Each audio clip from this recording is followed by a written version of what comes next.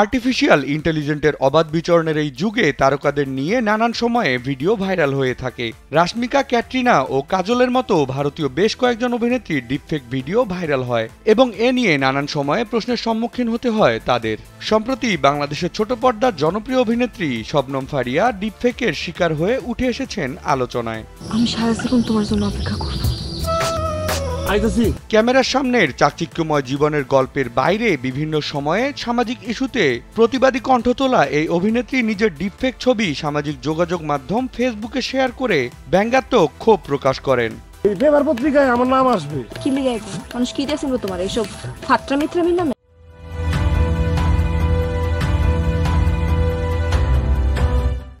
আলোচিত পোস্টের ক্যাপশনে অভিনেত্রী লিখেছেন, এবার এক গন্ডার বড় ভাই এই আপার ছবিতে আমার মুখ এডিট করে বসায় দিয়ে পোস্ট দিয়েছে।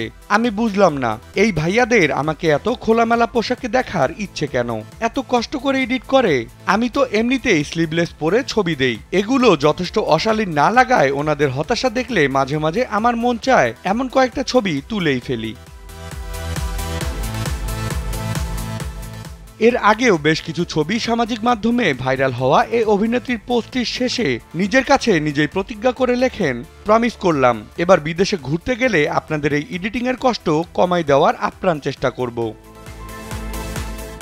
দীর্ঘদিন আলোচনায় না থাকা এই অভিনেত্রীকে সর্বশেষ দেখা গেছে মোশাররফ করিমের বিপরীতে ওয়েব সিরিজ মোবারকনামায়। পর্দায় দুজনের কাজ বেশ প্রশংসিত হয়েছে।